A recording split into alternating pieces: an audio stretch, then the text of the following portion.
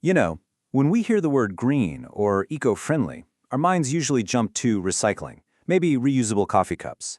But what if I told you it's actually a super deep and complex political ideology? One with some pretty revolutionary ideas about our place in the world. Well, today we're going to pull back that curtain on ecologism and really dig into the powerful ideas shaping our planet's future. See, just about every environmental debate you've ever heard, from carbon taxes to saving endangered species, it all boils down to how you answer one single, really profound question. It's a question that gets to the very heart of who we are. Seriously, think about it for a second. Is nature just a big pile of resources for us to manage and use for our own benefit? Or are we simply one species among millions, just woven into this incredible web of life that we definitely don't own? Your answer to that question puts you somewhere on the huge spectrum of ecologism. So yeah, that one question, it creates this massive fork in the road, and it leads to two completely opposing worldviews. Let's break down the two poles that really define this entire green debate. Okay, first things first, let's be super clear. Ecologism isn't just about the science of ecosystems, it's a political ideology. At its core, it's a direct challenge to that age-old idea that humans are the top dog, the peak of creation. It argues that we desperately need to find a new and frankly more humble way of living with the natural world. And right here, this is the great divide. On one side, you've got the anthropocentric view. It's a fancy word, but it just means human-centered. It's the idea that nature's value comes from what it can do for us. But on the other side, you've got the ecocentric or nature-centered view. This says, whoa, hold on, humans are just one part of the system, and a river or a forest has a right to exist for its own sake, not just for ours. This difference is the key to, well, everything that follows. All right, let's start with the approach you're probably most familiar with. It's the more mainstream one, often called shallow ecologism, and it's planted firmly in that human-centered worldview we just talked about. Okay, the crucial point here is that shallow green thinkers are reformists, not revolutionaries. They don't think the whole system is fundamentally broken. Instead, they believe we can use our existing political and economic structures, things like climate agreements, new tech, and market forces, to steer ourselves toward a more sustainable path. And this is the perfect poster child for green capitalism. The belief here isn't that we need to overthrow the economy, but that we need to harness its power. The logic is pretty straightforward. Make it profitable to be green.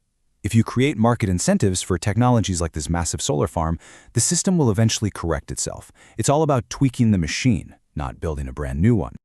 Now, the guiding principle for this whole worldview is a phrase you've probably heard 1,000 times: sustainable development. At its heart, it's all about finding a balance. How can we get everything we need right now without completely trashing the planet for our kids and grandkids? It's fundamentally a human-centered worry about human futures. So this whole philosophy is basically built on three main pillars. First, there's a concept called weak sustainability. It's the idea that natural capital, say a forest, can be replaced by man-made capital, like new technology or wealth. Second is intergenerational equity, which is really just our moral duty to not leave a huge mess for future generations. And finally, as we've seen, it's green capitalism, that core faith that the free market will eventually innovate our way out of the crisis. Okay, so we've waited around in the shallow end for a bit. Now let's take a deep breath and dive in. This is where things get a lot more radical and start to challenge our most basic assumptions about, well, everything. Deep ecologists look at that shallow green approach and say, you're just rearranging the deck chairs on the Titanic. For them, the problem isn't a lack of the right policies or better tech. The problem is the human-centered worldview itself. The very idea that humanity is the master of nature. They argue this mindset is the actual disease, and all the environmental destruction we see is just a symptom. And this leads to their most profound, most revolutionary idea: biocentric equality. This is the belief that all life has intrinsic value. A human, a whale, an ancient tree, a mountain, they all have an equal right to exist and to thrive. Just let that sink in for a second. It's a philosophy that completely kicks humanity off its pedestal. A picture like this just says it all, doesn't it? A shallow ecologist might look at this deforestation and start talking about better regulations or a carbon tax. But a deep ecologist sees this as the inevitable result of a worldview that reduces a living, breathing forest into a mere resource to be exploited. For them, the solution isn't a better policy, it's a profound shift in human consciousness. This whole idea was powerfully summed up by the conservationist Aldo Leopold. This quote here outlines his famous land ethic. He argued that we have to expand our moral community to include the land itself, the soils, the waters, the plants, and the animals. Basically, our actions should be judged not by how they benefit us, but by how they affect the health of the entire ecosystem. And here's the man himself. Leopold's work, way back in the early 20th century, was absolutely foundational. He was one of the very first to argue for a relationship with nature based on respect and community, rather than domination and ownership. His thinking really planted the seeds for the entire deep ecology movement. So, we have these two starkly different philosophies. Now, the fun part. Let's see how these big, abstract ideas actually translate into two completely different blueprints for our economy, our government, and our whole society. This table just lays the whole conflict bare. Look how every single disagreement stems from that very first one about human nature. If you see humans as masters, then of course you'll see the state as a manager and the economy as something to be tweaked for sustainable growth.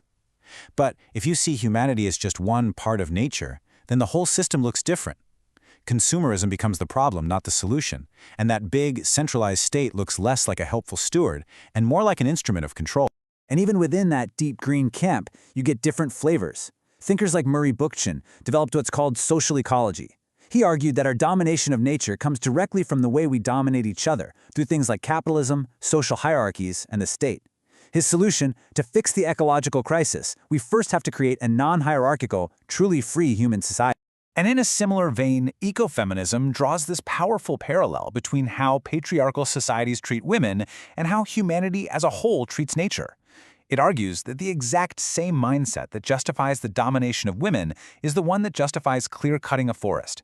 For ecofeminists, environmental liberation and women's liberation are two sides of the very same coin. So, after exploring all these different ideas, from green capitalism all the way to ecofeminism, where does that leave us? I mean, what does it actually mean to be green? I think the single most important thing to take away here is that there is no one green position. It's a dynamic, ongoing debate.